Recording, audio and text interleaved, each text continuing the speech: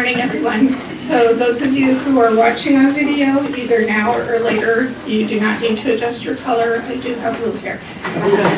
Kind of like, remember Veronica in the Archie comics? She had jet black hair, but whenever the light was on her hair, it was kind of blue. So that's what I think of when I think of my blue hair. I'm going to apologize at the outset. I've been battling a cold, and so my voice is a little gravelly. Hopefully it won't give out on me this morning. So as Shauna mentioned, I'm an Assistant Chief Industrial Appeals Judge at the Board of Industrial Insurance Appeals. I've been with that agency since 2001, long time, and have been at several of these CLEs, and NAA always puts on a great CLE, so I'm happy to see everybody here. I want to add a disclaimer that nothing I say today should be attributed to the board members, either collectively or individually. This is my own product, my own research, and I don't think they'll disagree with anything I said, but just to make sure. Okay, so let's get started. Why are we talking about writing for millennials? Many of you know that we are in the information age. It's considered the onset of the digital revolution. It's characterized by a knowledge-based society as opposed to a production or manufacturing-based society. And almost all industries are more knowledge-intensive than before. So I picked up this information from an article called The Information Age Economy, Society, and Culture it was published by Oxford. So the knowledge economy is the use of knowledge to generate tangible and intangible values. Technology, and in particular, knowledge technology, helps to incorporate part of human knowledge into machines. This knowledge can be used by decision support systems in various fields to generate economic value. Knowledge economy is also possible without technology. So the good news for us is we all work in a knowledge economy. That's what all of our work is based on. And so unlike some industries, we're probably not going to be replaced by robots or computers anytime soon. So the economy is more knowledge intensive and generally less labor intensive. And this also leads to more global competition, particularly now with the ease of transmitting information through the internet. Okay, so in the knowledge world, attention becomes part of our economy. And according to the digital culture expert Kevin Kelly, the modern attention economy is increasingly one where the consumer product costs nothing to reproduce, and the problem facing the supplier of the product lies in adding valuable intangibles that cannot be reproduced at any cost. So he identifies those intangibles that are important in this knowledge economy as immediacy, so being able to get to something quickly, personalization, tailored just for you. We see Google in particular doing this all the time, monitoring what we click on, what we look at, and then picking ads and other things to pop up based on what we've done before. Interpretation, so support and guidance.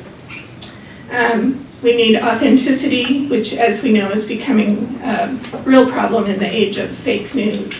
So something that we can authenticate and rely upon. Accessibility, we want it whenever and wherever. Most of you know, if you have kids that are 35 or younger, that this is their computer. They do everything on their phone. This is how accessible it is for them. Embodiment, they like books, live music, everything to be available immediately. In this economy, an interesting thing is patronage, which basically paying simply because it feels good. And we've seen this in some of the newer businesses that have started up that have made giving and patronage a part of their corporate model. And so I thought that was an interesting point that he raised. And then findability, or we would call searchability. When there are millions of books, millions of songs, millions of films, and most of it's available to us for free, then being able to be found is valuable, because those that can be found are the ones that people are going to watch and listen to and read, and that's what supports that economy.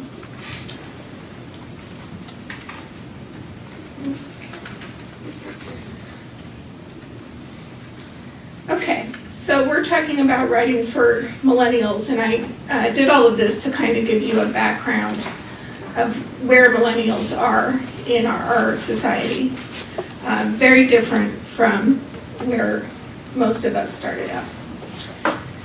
So typically there are varying ranges, but most millennials were born between the early 1980s and the early 2000s. So they're also known as Generation Y. They came after Generation X and after the baby boomers. It's hard to believe, but I'm right at the end of the baby boomers. Last year for baby boomers I was born. And they're also known as echo boomers, which is an interesting term that I came across, and I wasn't able to find exactly how people were defining that.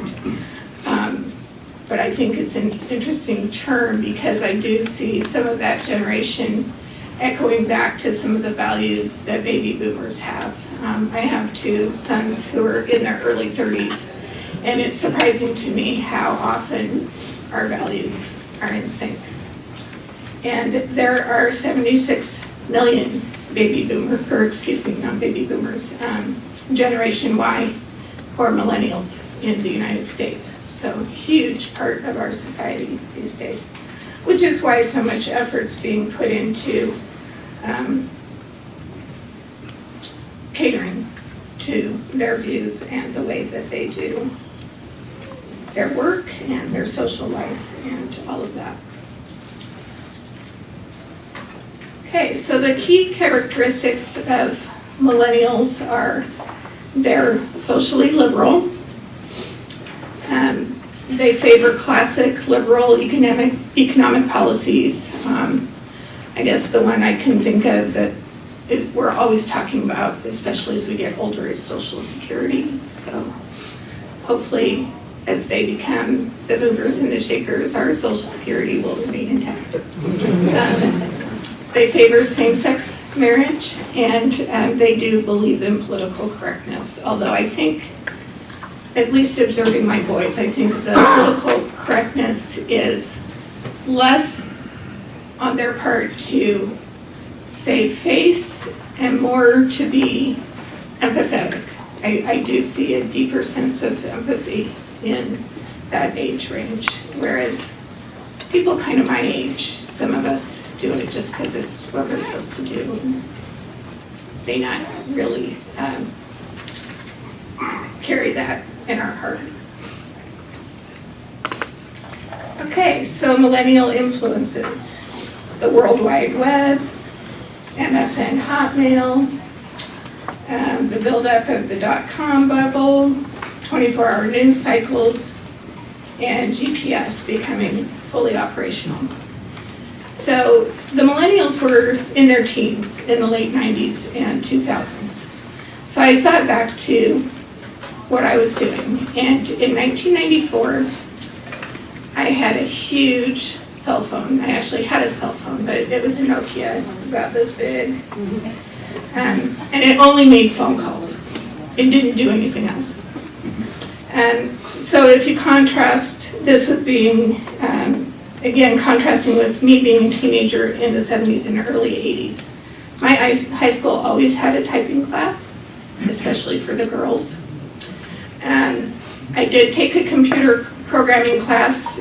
We used the basic language, and we were running programs to like add a series of numbers or do a factorial.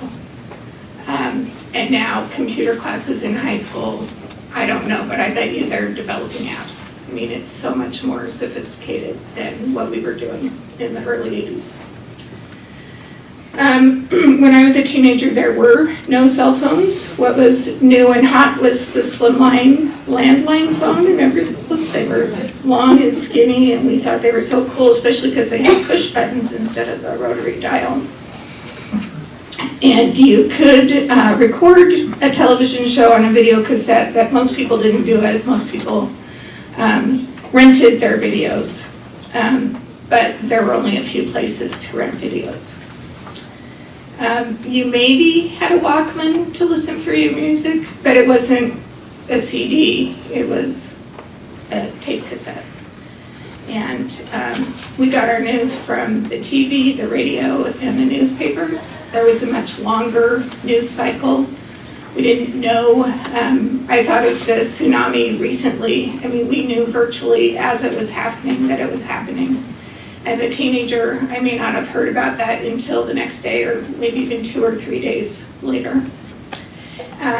So maybe we lived in some blissful ignorance when you think about the news that bombards us constantly now, which to me is, sometimes I just have to turn it off. I just can't take it anymore. So, completely different age for the millennials. Okay, so a little bit more about millennials, and this I adapted from a Forbes article, How Do Millennials Prefer to Communicate? So they do not like talking on the phone, and if any of you have millennials in your family, you know this. My voice won't even answer the phone. If I want to get a hold of them, I text them.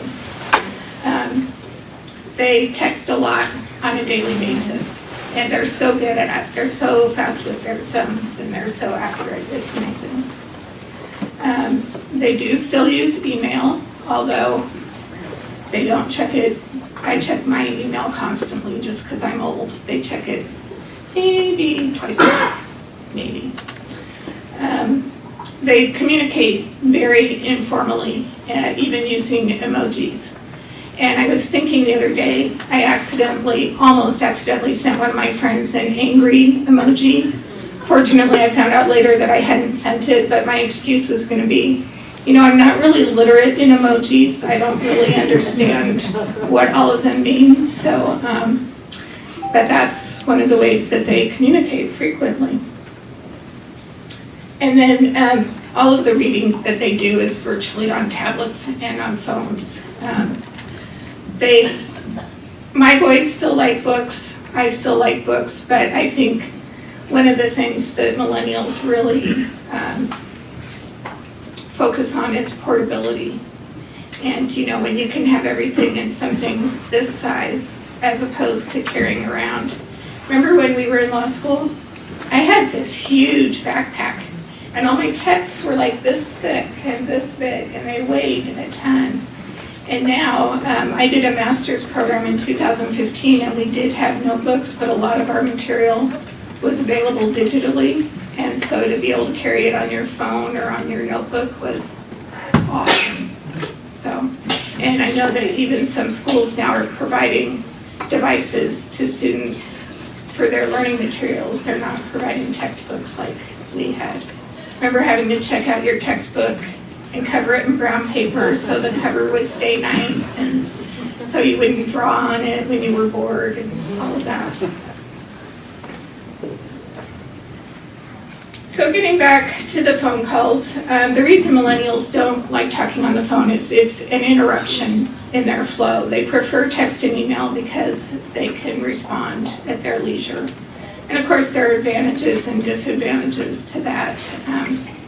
Particularly for certain conversations, I like to pick up the phone and have, either because it's a sensitive matter or it's because it's something that's more efficient with the give and take. But millennials, they would prefer the text or the email. And one of the reasons this Forbes article indicated for that was because it's less spontaneous. Millennials have more of an opportunity to think fully about their response. They're not responding so much on the fly. So that I thought that was an interesting point also. that they wanted to be more thoughtful and careful about their response.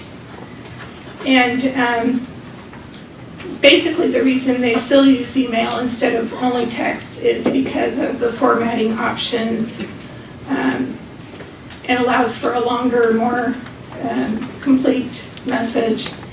And although they don't expect immediate response to text or emails, most do expect an answer within a few hours, again, which is completely different from, remember when, if you wanted to communicate with someone who had a business and it wasn't appropriate to call them because you didn't know them, you had to write a letter, put it in the mail, wait for it to arrive, wait for them to respond.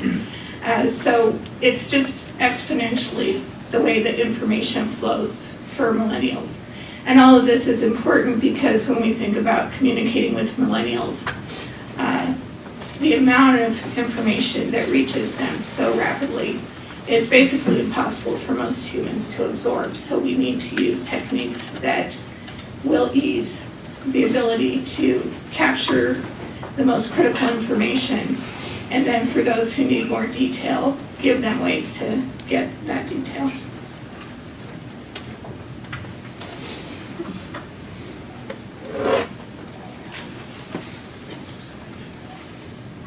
Okay, so now we get to the nitty-gritty, the tips. And this is partly from an article from INC magazine. And it's called 7 Foolproof Ways to Communicate with Millennials. So first of all, shorten everything. Gone are the days when really flowery language was the way to communicate your intelligence and your thoughtfulness. Really just stick to the basics and use words that mean something without a lot of explanation about what they mean. I know my husband and I will still read novels that have those beautiful, colorful descriptions, and the millennials will too, but that's their leisure time. When they're at work and they're looking for information, they want it up front and they want it short. It's also better if you don't lecture. This applies, of course, more to verbal communication, but it can be done in writing also.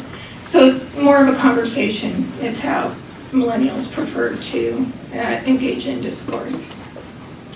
You want to increase their participation in some way.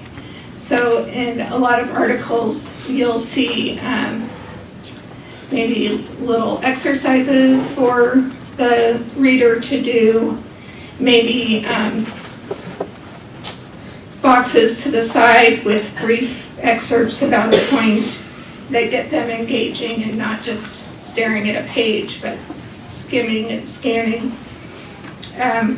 Move from describing to showing. I think this is why YouTube is the huge success that it is. And I have to confess, I'm terrible at reading written instructions.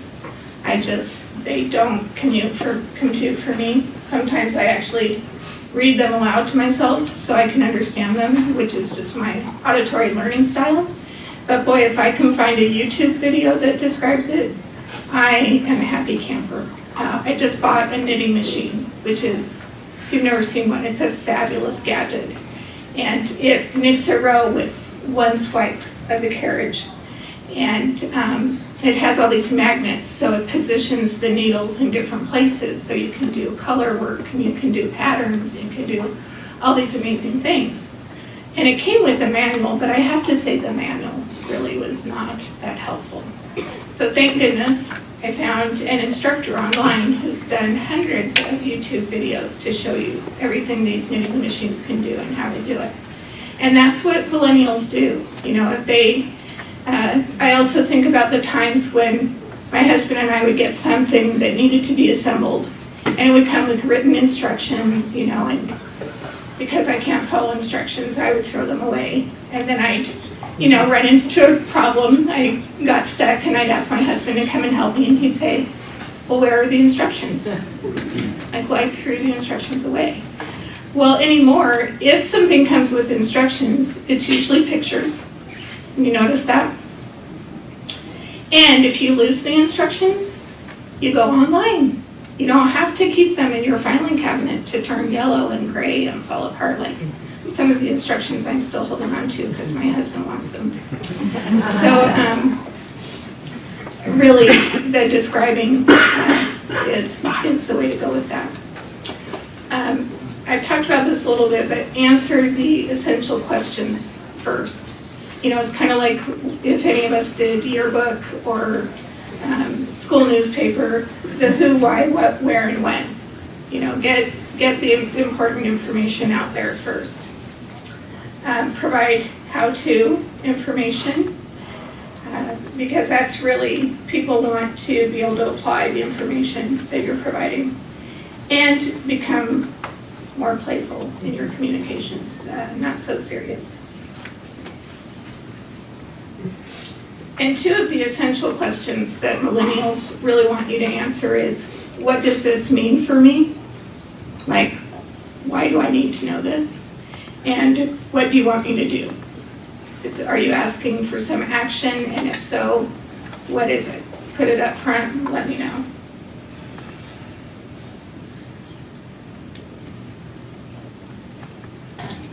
Okay, so another difference, I think, between baby boomers like myself and millennials is how we do research. I'm fairly certain that most law schools are not sending people to the Reporters and the Shepherd's books. Remember when we had to shepherdize everything by hand? I think it's good to know how to do that, but anymore people are using their computers.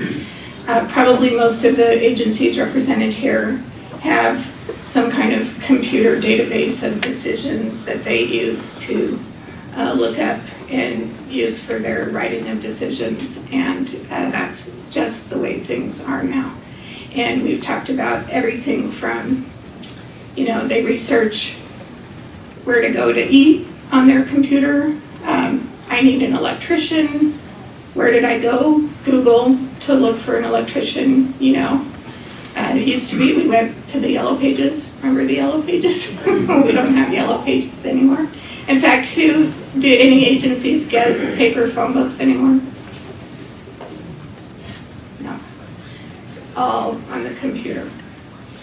And how many people like reading a lot of text on your computer? So this is another thing that's driving the difference in communication.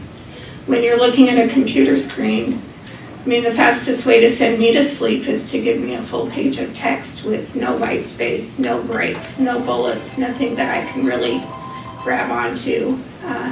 So this is something to think about when you're writing for millennials. So even if we send out a paper decision and they're going to read it on paper, probably for any future reference, they're going to be pulling it up on some device. And I would expect all agencies at some point will get to the point where, for the majority of our clients, we're sending things electronically, not sending them on paper. Okay, so writing is not a primary skill anymore.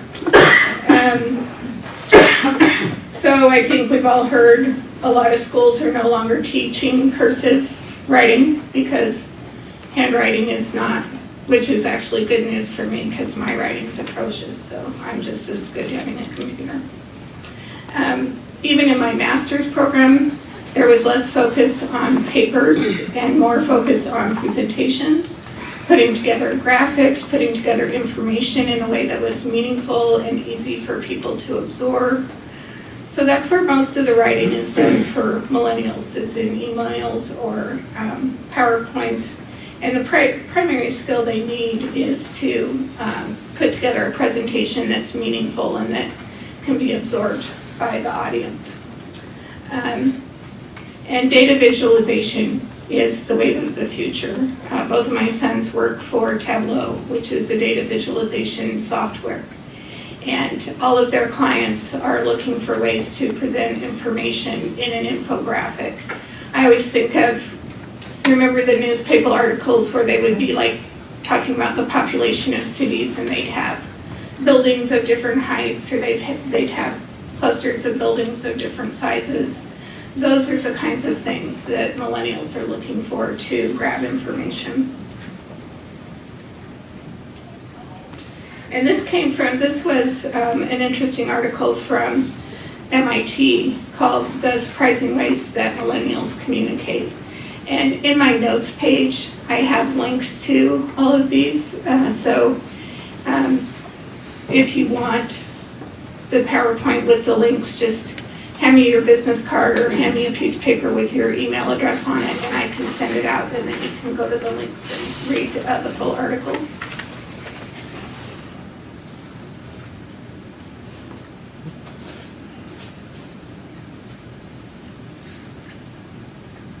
Okay. So one of the things that I think some agencies have tried to do, the legislature being one of them, is when you're converting information that was typically in a book into a web page, just scanning it and transferring it doesn't work. And actually, the legislature's web page isn't that bad, but it is, I find it very cluttered. I find it not that easy to find what I'm looking for. So the point here is you can't just take what you have on paper and post it up on your web page and have it be meaningful and effective. Again, you need lots of white space, you need clear directions about where information is linked, how to find it, because that's what millennials are used to and that's what they want. And then the other way, oh, you're not looking at the same thing I am. So also web to text is difficult to translate. They're just, the formats are so unique that you can't really take anything on the web and put it efficiently into a piece of paper. And of course, with a piece of paper, you can't have those hot links that send you all different directions, which is really what the millennials appreciate. They want basic information front and center. They want more, give them a link so that they can go look at it in more detail.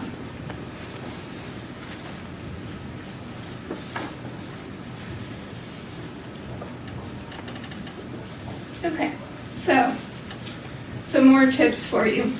Keep the text simple and provide links to additional information. So this is an example of a bench card that I made for our agency for the judges to help them remember what they should and shouldn't do if they think that a litigant needs some kind of accommodation. And one of the links I provided is to a case, the Acevedo case, which is one of our primary cases that tells judges what their responsibility is to get a clear record during the hearing. And it's something that we emphasize when people need accommodation because often they don't know, the unrepresented litigant doesn't know what questions are important. And so the judge is responsible for asking those, what we call prima facie case questions. And Acevedo lines all of that out. So folks have the bench card available electronically, and then if they need a reminder about what they're supposed to do according to that case, there's a hot link that takes them directly to that decision. You want to structure it so that the main points can be gleaned from a quick scan. So numbers, bullets are very effective, probably the most effective way, especially if you have a series of items. Bold text and italic text underline can also be effective, but again, we want to create a lot of white space, and the beauty of bullets and numbering is that it does that for you. You want to create an experience if you can, which is, I think, why infographics are so popular, because it's just a different way of absorbing information, and they're typically colorful and they have pictures, and then for people like me who are very drawn to color, which might be apparent, it's an important way to communicate information.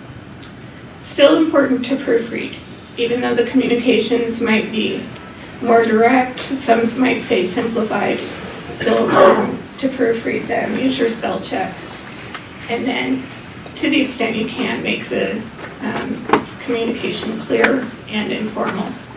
I think all of us know about the plain talk directive and that we're supposed to do our best to put all of our information in plain language. And part of that is because of the literacy problem in the United States. But also part of it is that this is how our upcoming generations communicate, and this is how they want to get their information. Make it clear, make it direct, and then you're more likely to have them read it and to understand it. And these tips came from an Inklyo, INKLYO article called Writing for Millennials.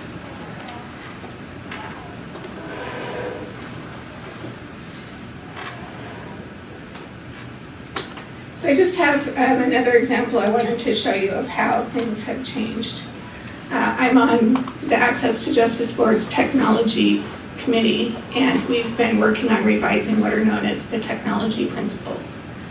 Well, the technology principles, and I'm going to read this to you because I know it's hard to read, said, the old principles said, technology use may create or magnify conflict between values of openness and personal privacy.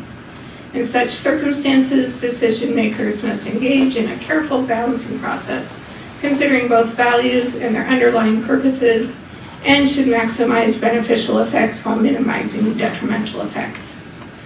Nothing wrong with that per se, but a lot of words and not a lot of concrete. So the revision writes openness, privacy, and safety. Technology in the justice system must be open to the public and transparent. Protect the safety of the people involved. Protect the privacy of the people involved, and so forth. So you can see that it's a much more direct, concrete example of what we want courts to do when they're implementing technology, so that it doesn't create more barriers, but actually hopefully removes some barriers. I just want to give you a caveat on that. Those principles have been presented to the Supreme Court, but they have not yet adopted them. So that may not end up being the final version, but it was just an example of how we've changed things. So one of the things I came across was a book by an individual named Harold Evans, who was a journalist. He's published many books, and he has a book out in which he urges conciseness in writing, basically say what you mean. And the review of the book in the New Yorker had this to say about Evans' rules. His own rules for writing evince his playfulness. He proposes an Evans corollary to Murphy's Law. Murphy's Law is anything that goes wrong, this is Evans. Anything that goes wrong will always be wordier than anything that goes right. And another to Gresham's Law of Currency. Bad words drive out the good. So I actually picked up this book, and it's very interesting. One of the things that's most interesting about it is, and this is just my opinion, we'll see what the rest of you think if you decide to read it, but his writing is not as concise and direct as I think he's proposing people should be. But his book is called Do I Make Myself Clear? And again, it's by Harold Evans, and you can pick it up at Amazon. And then another resource that I have for you is the Legal Writing Institute. So even legal writing experts are advancing these principles, not just writers in general. And the webpage for that is www.lwionline.org. And they do a publication that's called The Second Draft, which is a periodical where they talk about emerging issues and provide hints and tips. All right, so I left some time for questions. I don't know if folks have questions or comments. Certainly, there's the information about the Legal Writing Institute. We have a few minutes where we can engage in a dialogue if you'd like. Yes? I have a question. As I was sitting here and listening to you, I was wondering, who is the audience when you talk about millennials? Are they other attorneys? Are they other judges? Are they other respondents, your clients, or all of the above? Excellent question. And I would say all of the above, but I think for most of us, we write for a couple of audiences. We write for the parties who appear before us. We write for a review judge or a reviewing body. So what I'm proposing, a lot of these examples were more general writing, but I'm proposing that these can also be incorporated into your legal writing. For example, we do a lot of workers' comp cases, a lot of medical information.